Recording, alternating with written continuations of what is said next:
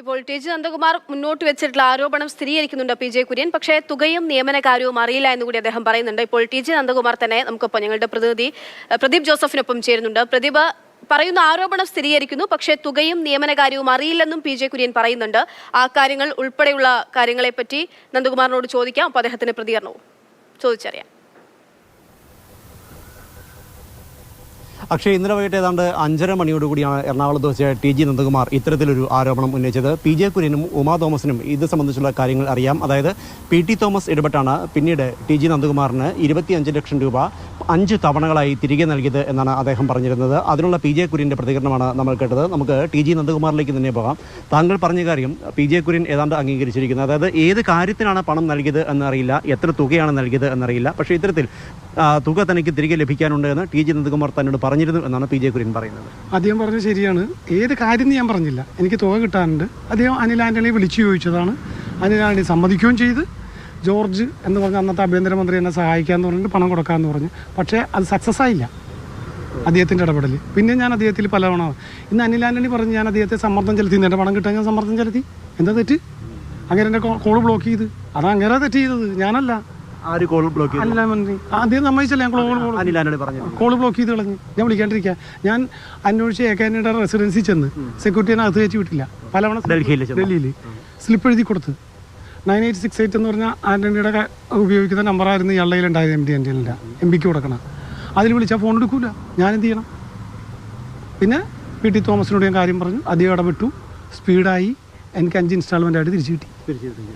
K J George എന്ന് പറയുന്നത് കർണാടകത്തിൽ അന്ന് അധ്യാപകമന്ത്രി, ഇപ്പോഴും മന്ത്രിയാണ്. അത് കോൺഗ്രസ് ക്യാബിനറ്റിൽ, കോൺഗ്രസിൻ്റെ മന്ത്രിസഭയിൽ ഇപ്പോഴും അദ്ദേഹം മന്ത്രി, വലിയ ബിസിനസ്സുകാരൻ അദ്ദേഹമാണ്. ഈ അനിലിനെ ഇടയ്ക്ക് സാമ്പത്തികമായി സഹായിക്കുന്നതെന്നൊക്കെയാണ് അല്ലെന്ന് പറഞ്ഞത് കുര്യനോട്. ഞാൻ കേട്ടിരിക്കുകയല്ലേ. കുര്യൻ അദ്ദേഹത്തിൻ്റെ ഓഫീസ് റൂമിൽ നിന്നാണ് വിളിച്ച ഡെപ്യൂട്ടി ചെയർമാൻ്റെ. പക്ഷേ പി.ജെ. കുര്യൻ്റെ ഇടപെടൽ പറഞ്ഞ പോലെ ഫലപ്രദമായില്ല. പി.ടിയുടെ ഇടപെടൽ പ്രസിഡന്റിനെ ഞാൻ ശ്രദ്ധയപ്പെടുത്തൂല. പ്രസിഡന്റിന് വലിയ ദുഃഖം തോന്നും. ഞാനും തമ്മിലുള്ള അടുപ്പം അതാണ്. അങ്ങനെയാണ് അദ്ദേഹം എന്നോട് പറഞ്ഞത്. പക്ഷെ ന്യായമാണ്. അനിലെ ആ കുമാറിൻ്റെ പൈസ കൊടുക്കുക. ഞാൻ കൊടുക്കാനുണ്ടെന്ന് അതിൽ സമ്മതിച്ചാണല്ലോ.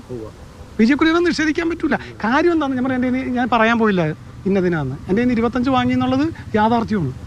അദ്ദേഹം പറയുന്നത് അനിൽ ആൻ്റണിയോടാണോ എ.കെ. ആൻ്റണിയോടാണോ താൻ ഈ കാര്യം പറഞ്ഞതെന്ന് അദ്ദേഹം ഇപ്പോൾ വ്യക്തമായി എൻ്റെ മുമ്പിൽ വെച്ച് പറഞ്ഞത് അനിൽ ആൻ്റണിയോടാണ്. അത് ചിലപ്പോൾ അങ്ങേർക്ക് ഓർമ്മക്കുറവുണ്ടാകും പ്രായത്തിൻ്റെ. പിന്നെ എ.കെ. ആൻ്റണിയോട് അങ്ങനെ സംസാരിക്കാമെന്ന് പറഞ്ഞ് സംസാരിച്ചോന്നും എനിക്കറിയില്ല. എനിക്കത് വെരിഫൈ ചെയ്യേണ്ട ആവശ്യമില്ല. ഇനിയിപ്പോൾ ഉമാ തോമസിൽ നിന്നാണ് ഒരു പ്രതികരണം പറയേണ്ടത്. പി.ടി. തോമസ് അദ്ദേഹത്തിൻ്റെ ഭാര്യയോട് പറഞ്ഞിട്ടുണ്ടെങ്കിൽ സാധാരണ പലത് ഷെയർ ചെയ്യാറുണ്ടെന്നാണ് ഞാൻ കേട്ടൊരു വെർഷൻ. അങ്ങനെ ഒരു സംസാരത്തിൽ എനിക്കൊരു കാര്യം ബോധ്യപ്പെട്ടിട്ടുണ്ട്. ഉണ്ടെങ്കിൽ അവരോടും ചോദിക്കുക. പിന്നെ ഞാൻ കൂടുതൽ അനിൽ ആൻ്റണി നമുക്ക് മുന്നോട്ട് പോകാം. ഇന്ന് അദ്ദേഹം പറഞ്ഞ പി.ജെ. കുര്യൻ പറയട്ടെ എന്നല്ലേ പറഞ്ഞല്ലോ. എന്നെ അറിയില്ലെന്നും പി.ജെ. കുര്യൻ പറഞ്ഞിട്ടില്ല. ഞാൻ ഈ ആവശ്യമായിട്ട് സമീപിച്ചിട്ടുണ്ടെന്നും അദ്ദേഹത്തിന് ബോധ്യപ്പെട്ടിട്ടുണ്ട്. പി.ജെ. കുര്യൻ നിഷേധിച്ചാൽ ഇതിന്റെ തെളിവുകൾ പുറത്തുവിടുമെന്നായിരുന്നു താങ്കൾ ഇന്നലെ പറഞ്ഞത്. നിഷേധിച്ചിട്ടില്ലല്ലോ. അദ്ദേഹം നിഷേധിച്ചിട്ടില്ല. പിന്നെ ഇനി അനിൽ ആൻ്റണി കൂടുതൽ വാശി പിടിക്കുകയാണെങ്കിൽ നമുക്ക് സംവാദത്തിൽ ഇറങ്ങാം. അനിൽ ആൻ്റണി വെച്ച് തന്നെ നമുക്ക് വേണമെങ്കിൽ അറേഞ്ച് ചെയ്യാം. അനിൽ ആൻ്റണി പറയട്ടെ, ഞാൻ നിഷ്കളങ്കനാണ്, ഞാനാണ് കൊള്ളരുതാത്തവൻ. യെസ്, അത് അനിൽ ആൻ്റണി ഉത്തരവാദിത്തമാണ് പ്രൂവ് ചെയ്യേണ്ടത്. അങ്ങനെ പറഞ്ഞാൽ ഈ ഇതിനെതിരായ തെളിവുകൾ പുറത്തുവിടുമോ? അനിൽ ആൻ്റണിക്ക് സംശയമില്ല. അങ്ങേര് എൻ്റെ ഇത് വാങ്ങിയതാണ്. അതായത് ദുബായ് ഡ്യൂട്ടി പേഡിൻ്റെ കവറിലാക്കി അശോക് ഹോട്ടലിൻ്റെ സാഗരജ്ഞയുടെ റിസപ്ഷനിൽ വന്ന് അങ്ങേരും PSOയും ഡ്രൈവറും ചേർന്ന് ഇത് കൊണ്ടുപോയതാണ്. അതിനകത്ത് പിന്നെ തെറ്റ് എനിക്ക് പണം തിരിച്ചു തന്നിട്ട് ഞാനത് പറയുന്നില്ലല്ലോ. തന്നിട്ടില്ലെന്ന് ഇല്ല, പറയുന്നില്ല.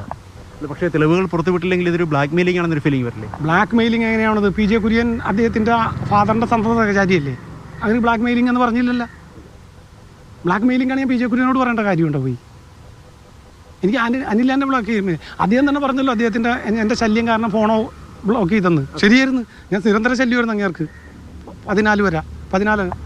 പക്ഷേ താങ്കൾ ചില കാര്യങ്ങൾ അനിൽ ആൻ്റണിയോട് ആവശ്യപ്പെട്ടു എന്നൂടെ അദ്ദേഹം പറഞ്ഞിട്ടുണ്ട്. ഞാൻ ഇത് തന്നെയാണ് ആവശ്യപ്പെട്ടത്. വേറെന്താ ആവശ്യപ്പെടാനുള്ളത്? അദ്ദേഹം പറയുന്നത് മറ്റു ചില അന്യായമായ കാര്യങ്ങൾ വെളിപ്പെടുത്താൻ പറഞ്ഞു. ഞാൻ എന്താ ആവശ്യപ്പെട്ടതെന്ന് എക്സ്ട്രാ ഓർഡിനറി ആയിട്ട് ഞാൻ ഇതിനപ്പുറത്ത് എന്തെങ്കിലും വിഷയം സംസാരിച്ചിട്ടുണ്ടോയെന്ന് ചോദിക്കും. എങ്കിൽ അദ്ദേഹം പറയട്ടെ. ഞാൻ വെല്ലുവിളിക്കണം അദ്ദേഹത്തെ. പറയട്ടെ ഇതിനപ്പുറം എന്ത് വിഷയമായിട്ട് ഞാൻ പറയാം. അങ്ങനെ കണ്ടുമുട്ടാറ് പോലുമില്ല. ഫോൺ എടുക്കാത്ത മനുഷ്യൻ, ഫോൺ ബ്ലോക്ക് ചെയ്യുന്ന ആൾ. പിന്നെ എങ്ങനെ അങ്ങനെ സെക്യൂരിറ്റിയോട് വീട്ടിൽ കയറി ചെല്ലാമേ? വീട്ടിൽ കയറി ചെന്ന് എന്നെ അറിയുന്ന അല്ലല്ല. അതെ, 2 പ്രതിരോധ മന്ത്രി വീട്ടിൽ കയറി ചെല്ലാൻ എനിക്ക് ലിമിറ്റേഷൻ ഉണ്ട്. 5 പ്രതിരോധ സ്ഥാനത്ത് നിന്ന് പോയി. അതിനുശേഷം MP ആയിട്ട് കേരള ഹൗസിൻ്റെ അടുത്തുള്ള വീട്ടിലേക്ക് മാറി.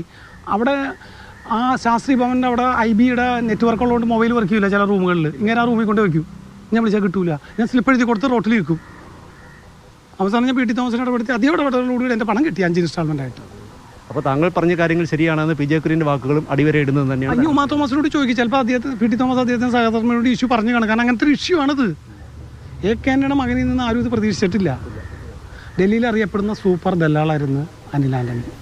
ഞാൻ അതിന് പ്രദീപ്, രണ്ട് കാര്യങ്ങൾ കൂടി അദ്ദേഹത്തോട് ചോദിക്കാം. ഒന്ന്, അനിൽ ആന്റണി നിലവിൽ തന്നെ പൂർണ്ണമായും നിഷേധിച്ചിട്ടുണ്ട്. തെരഞ്ഞെടുപ്പിന് തിരക്കാണ്, വാദപ്രതിവാദത്തിനുള്ള സമയമില്ലെന്ന് അദ്ദേഹം പറയുന്നു.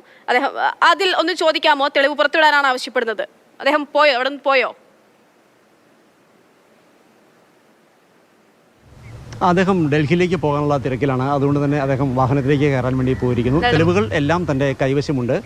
വേണ്ടി വന്നാൽ അത് പുറത്തുവിടും. നിലവിലെ സാഹചര്യത്തിൽ, അതായത് താൻ പറഞ്ഞത് ശരിയാണെന്ന് പി ജെ കുര്യൻ സമർത്ഥിച്ചിരിക്കുന്നു, പി ജെ കുര്യൻ സമ്മതിച്ചിരിക്കുന്നു. ഈ ഒരു സാഹചര്യത്തിൽ നിലവിൽ തെളിവുകൾ പുറത്തുവിടേണ്ട ആവശ്യമില്ല. അനിൽ ആന്റണി കൂടുതൽ അവകാശവാദങ്ങളുമായി രംഗത്ത് വരികയാണെങ്കിൽ തെളിവുകൾ പുറത്തുവിടുമെന്നാണ് ടി.ജി. നന്ദകുമാർ വ്യക്തമാക്കുന്നത്. ഒപ്പം തന്നെ നമുക്ക് അറിയേണ്ടത് മറ്റൊരാൾ, ഈ നിലവിൽ ഇപ്പോൾ അദ്ദേഹത്തിന്റെ കയ്യിൽ നിന്നും 10 ലക്ഷം രൂപ ബാങ്ക് അക്കൗണ്ടിൽ കൈപ്പറ്റിയെന്ന് അദ്ദേഹം നിലവിൽ മത്സരിക്കുന്ന ഒരു BJP സ്ഥാനാർത്ഥിക്കെതിരെയും ആരോപണം ഉന്നയിക്കുന്നുണ്ട്. അദ്ദേഹവുമായി ബന്ധപ്പെട്ടുള്ള സൂചനകളൊന്നും തന്നെ ഇപ്പോൾ സംസാരിച്ചതിൽ നിന്ന് നമുക്ക് ലഭ്യമായിട്ടില്ലല്ലോ, അല്ലേ?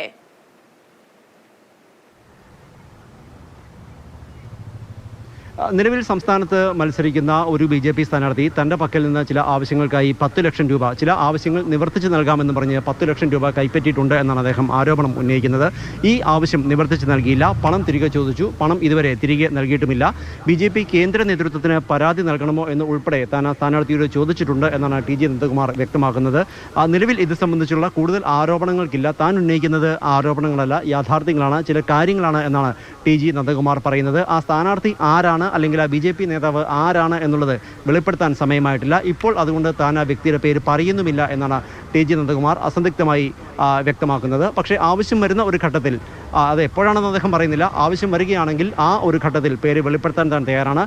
ഇപ്പോഴത്തെ സാഹചര്യത്തിൽ തന്നിൽ നിന്ന് പണം കൈപ്പറ്റിയ 10 ലക്ഷം രൂപ കൈപ്പറ്റിയ BJP സ്ഥാനാർത്ഥി ആരാണ് എന്നുള്ളത് വെളിപ്പെടുത്തുന്നില്ല എന്ന് തന്നെയാണ് അദ്ദേഹത്തിൻ്റെ നിലപാട്.